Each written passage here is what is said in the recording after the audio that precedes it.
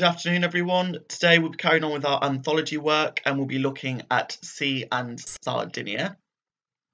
There is a large amount of context for this one, so just make sure you have got some extra paper so we can be getting down all the notes that we need. Okay, so Sea and Sardinia. It is text 10.1. It's an extract by the English writer D.H. Lawrence. He travelled from his home in Sicily to Sardinia in 1921, and it's some travel writing. So if you just want to pause and make sure you've read through it.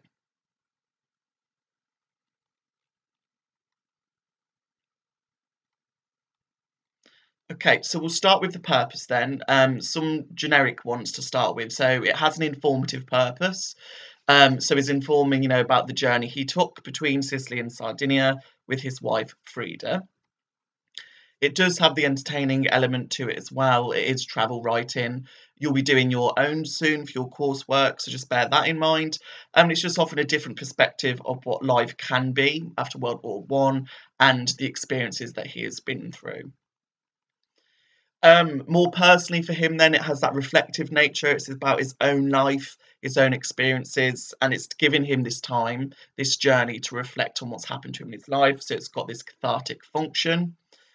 He's distancing himself from his enemies and this growing industrialized world, which is all too consuming for him. And also we'll delve into more context about his marriage as well to Frida. And then more obviously, he's talking about his feelings of awe and wonder at the sight of the sea and this actual journey that he's going on and how free he feels.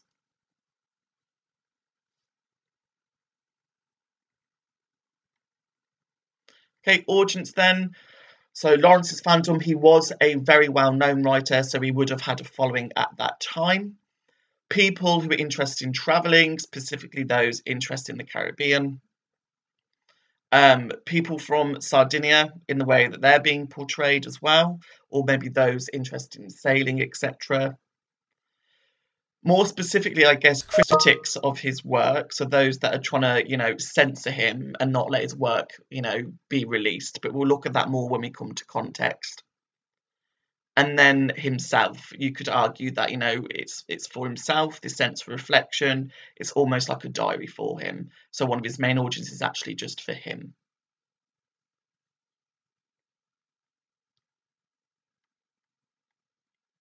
Right, mode, so the text type, pretty simple. It's travel log. It's a piece of travel writing. This is obviously just a small section of it, but it's, we get the gist of his experience, but it also serves as a diary as well, and a travel book for those who are interested in the journey, and the whole travel aspect.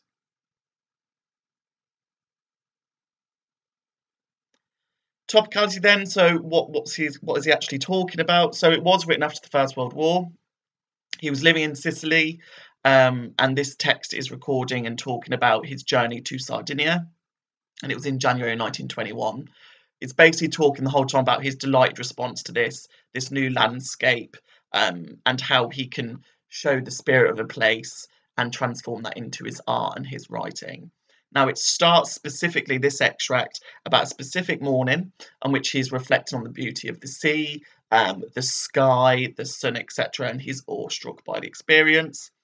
And then he goes on, it becomes clear that maybe this is more than just about the sea. He's using this travel log as a metaphor for his life. So it's about the literal journey that he goes through, but also the internal emotional journey and development that he experiences. Okay, context for this one, I've divided it into three because there is quite a lot to write about here, and particularly for your top bands, you don't want to neglect that because you can make some nice links throughout. So we'll start with just generally him, so David Herbert Lawrence, author, poet, rose to prominence early 20th century. He was well known, and he was the son of an illiterate miner and a school teacher. His mum was forced to leave her job and work in a lace factory due to financial difficulties, and you can kind of see that reflected in his work and what a burden day-to-day life can be. He is also considered, obviously, one of the most influential and controversial figures, very controversial. His work did gain, him many enemies, His work was trying to be censored, so basically people trying to not let his work be, published and be out there. So it made him take this journey, this voluntary exile, to get away from it all. It was too much. He does explore in other texts as well, sexuality, emotional health, etc., and also the dehumanizing effects of industrialization and modernization. In other words, we're seeing that basically he has had enough of what life on land is turning into. It's too much for him. He's facing a lot of critique, and the industrialization, it's all just too consuming. So he likes the freedom of the sea. Right, more context then. So it was in early 1912, so he wasn't even 27, that he went to the home of Ernest Wheatley, and it was his former languages tutor at Nottingham Uni. Now, he wanted advice about his career, but then he met the professor's wife, Frida, the daughter of a baron, a German aristocrat, and soldier. Okay, so then started this affair, and Frida left her husband, this professor who he went to for help, and left her kids as well for Lawrence. And then that's when they journeyed the continent, and she got married to him after getting a divorce from the professor in 1914. So again, making quite a few enemies there. He didn't do himself any favours, but again, it didn't help with the kind of controversy that surrounded him. And yeah, Edwardian sensibilities, they were offended by this. So basically, an affair, he went to his professor for help and instead ends up stealing his wife. So again, people working against him to stop him being, publicised and letting his work, be shared across the world. So again, he'd made himself a few enemies. Now, on top of that, they did spend their early marriage travelling, so that's when this was written, but they did eventually settle in England. There was a novel he'd written called Women in Love, and it hints very strongly about a potential homosexual affair he had with a farmer.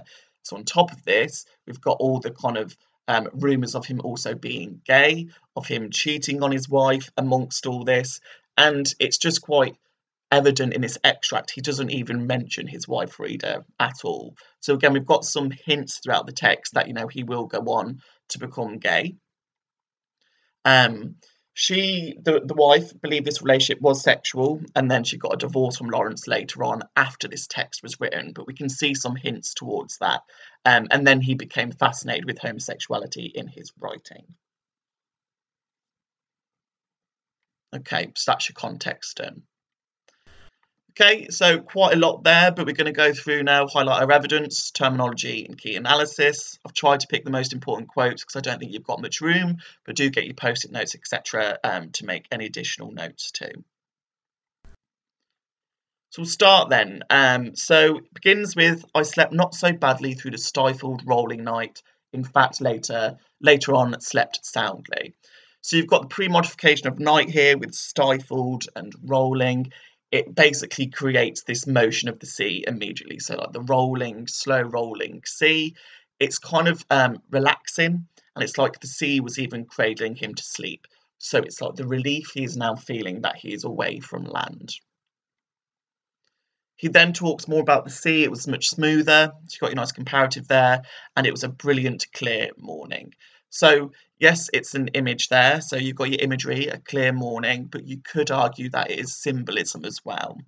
So whilst it's, relaxing and calm and beautiful, the fact that it's a clear morning, it could be a symbol for the clarity, the emotional clarity he's feeling throughout this journey.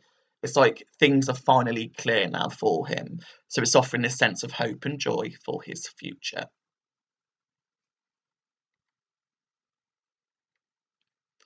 Right, so after that, he says, I made haste and washed myself.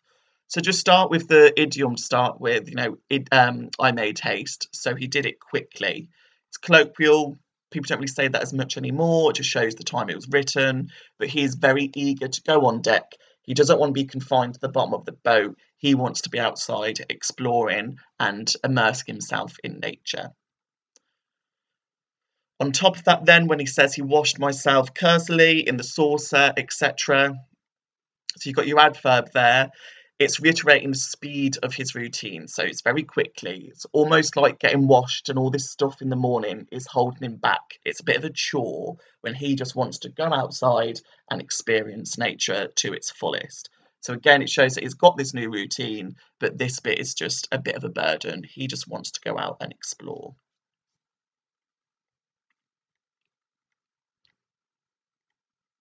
Okay, so you've got the lovely morning. So that starts with an exclamatory. It's almost like this breath of fresh air, this immediate exclamatory. It's like the first true breath he has taken of the day now that he's experiencing being on the deck and outside. You've then got him talking about the sun behind us, the sky all golden, all a joyous fire heated gold. So you've got the repetition of the quantifier all. It's showing that he is completely consumed by his surroundings. You've got golden, fire heated gold. So you've got these nice metaphors as well about the powerful images that he is seeing.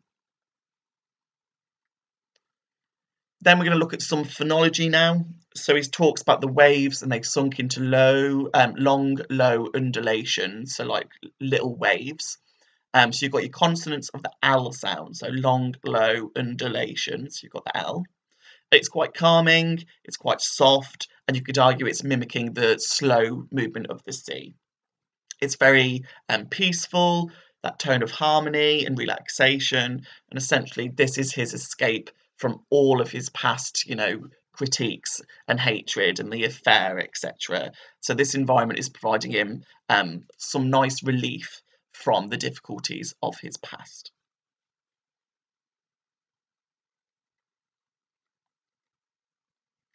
Okay.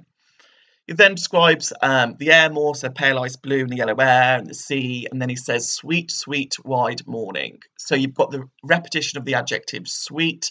It's almost like he's serenading the morning, and then you've got your synesthesia. So your combination of senses, remember. So sweet is obviously taste, but it's discussing what he can see. So his serenading nature here is in awe of her beauty. You could also argue it's a bit of personification, and his senses are overwhelmed by this whole experience. Then just moving along, obviously got some nice imagery there you could analyse, but at the end of this section, the electric, vivid morning horizon. So electric, vivid morning horizon is a metaphor. It's very vibrant imagery, it's very vivid, it's very clear. But when we come to electric, it's like the surge of life, so the surge of this electricity that this journey has given him. He's got a new outlook on life. He's been given a new beginning, and again reiterates, like we said when we went through the purpose, the cathartic nature of this journey. It's given him a new outlook on life.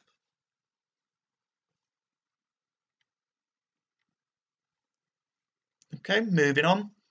So you've got the lovely dawn. Again, it's this admiration, you've got repetition of the adverb lovely, but then more specifically, if we go to the simile, with the sea like sequins shaking. So it is also sibilance, you've got the repetition of the S sound there. It's that tone of wonder, he's in awe of it all. And then just after that, the sky far, far, far above. It shows how distant he is from everything and how maybe isolated he is, but how he enjoys it. This positive simile, sea like sequin shaking, is not saying that being far away from everything is a bad thing.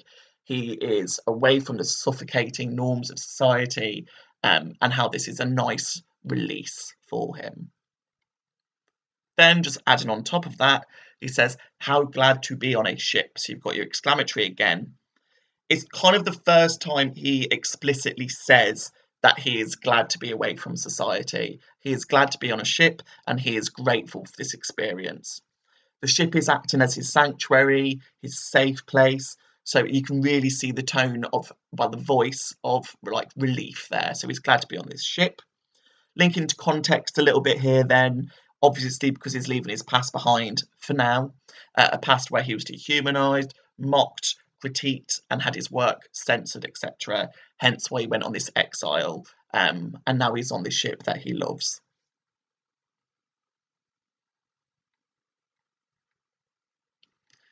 He then says, what a golden hour for the heart of man. So heart of man is an idiom, and it's referring to his own desire to heal. So it's good for his heart, it's good for his soul. It's going to be a healing experience for him. He then says, ah, if one could sail forever on a small, quiet, lonely ship from land to land and isle to isle and saunter through the spaces of this lovely world. So land to land and isle to isle, you've got nice syntactic parallelism there. Contributes this semantic field of freedom, particularly with saunter and world, etc. He wants to live a life without any restrictions or boundaries. Could talk about that maybe because he's really experiencing this sense of restriction because maybe he can't be himself, particularly if we link to the fact that he does come out as gay a few years later. So he wants this freedom. He wants to saunter through the world. So it acts as a metaphor for his life, and he can finally be free. Noting here that again he isn't really mentioning his wife Frida, but yeah, he's experiencing this at this time on his own. He's feeling like, you know, he doesn't reference Frida, it's all about him.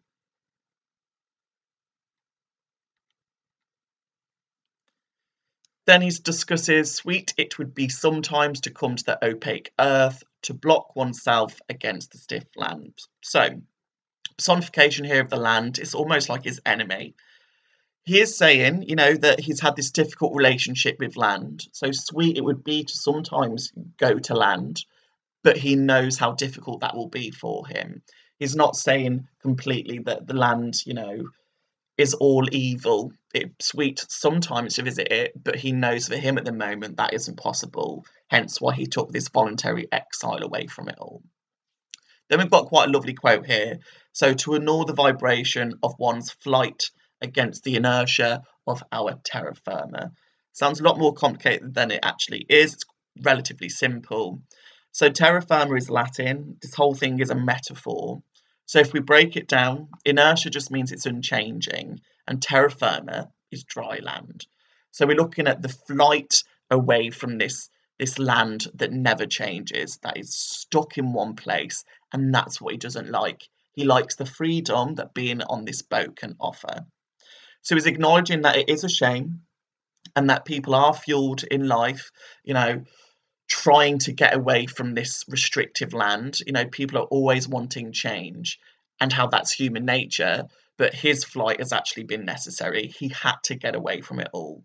Other people, you know, try and fight against it, but he has actually acted on it and went on this journey because he's craving freedom.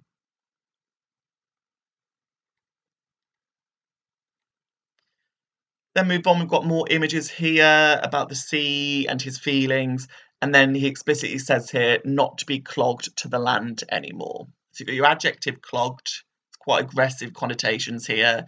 It's being restricted and trapped. So he's musing that he's content to live his life on the sea, free from society's pressures, etc. You know, not to be constrained to the life that he once led, faced with critique, etc. Not to be more like a donkey with a log on its leg fastened to a weary earth. There's no answer now but to be off. It's quite a clear simile there, like a donkey with a log on its leg. So it's restrictive, shows that semantic field of being trapped again, almost being used like a donkey and being punished during his time on land. He can't be himself. He's being weighed down by all these pressures and maybe not being able to be true to himself. And his words not being able to be shared because his work was being censored after his affair. So again, he doesn't want it. He doesn't want that experience anymore. And then it ends with the short declarative, but to be off. Very abrupt, but he wants to be free of it, released from the chains that restrict him on land. He wants to be away from it all.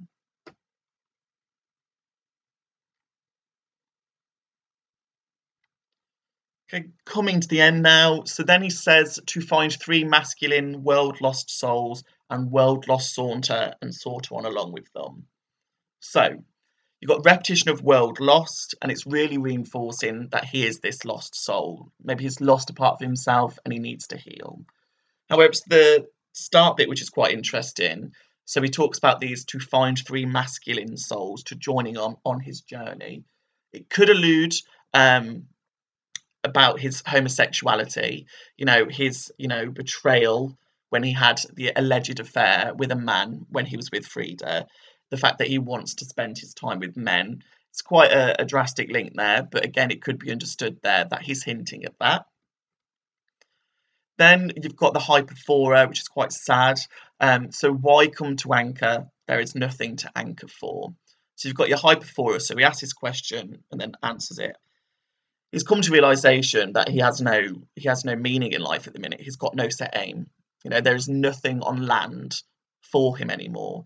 He doesn't want to be constrained to it, and it shows how futile, how pointless maybe life is. I've added that it's quite a bleak statement. It's very depressing if you look at it like that. You know, there is nothing to anchor for, but it's really showing his state of mind at this point. Maybe his anger and resistance to people, and how he's kind of, against those that have made it difficult for him to go back to land. You know, there's nothing for him anymore. It's quite sad.